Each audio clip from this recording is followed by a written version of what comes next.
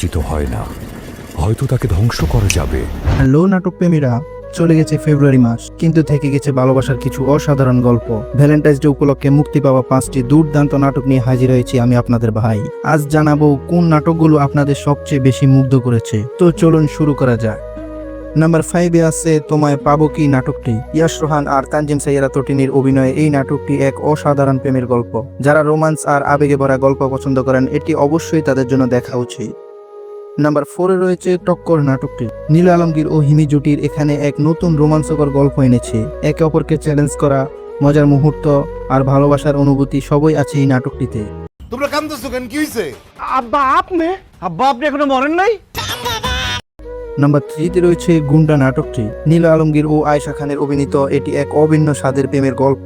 গুন্ডামি, কমেডি আর ভালোবাসা সব মিলিয়ে দারুণ একটি নাটক। নাটকের শেষে থাকে এক করুণ কাহিনী।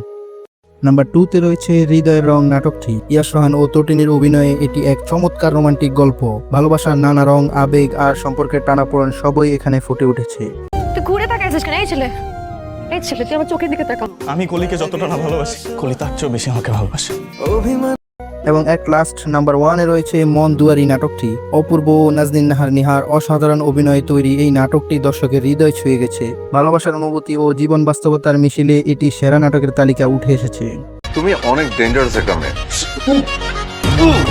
এই ভিলেনটাকে তাড়াতেই হবে। এই ছিল আমাদের ভ্যালেন্টাইন্স ডে স্পেশাল 5 নাটক। কোন নাটকটি আপনার সবচেয়ে ভালো লেগেছে কমেন্টে জানিয়ে দিন। আর নাটক প্রেমীদের জন্য এমন আরো ভিডিও পেতে চ্যানেলটি সাবস্ক্রাইব করতে ভুলবেন না। দেখা হবে পরের ভিডিওতে, ততক্ষণ পর্যন্ত ভালো থাকবেন, সুস্থ থাকবেন। আল্লাহ হাফেজ।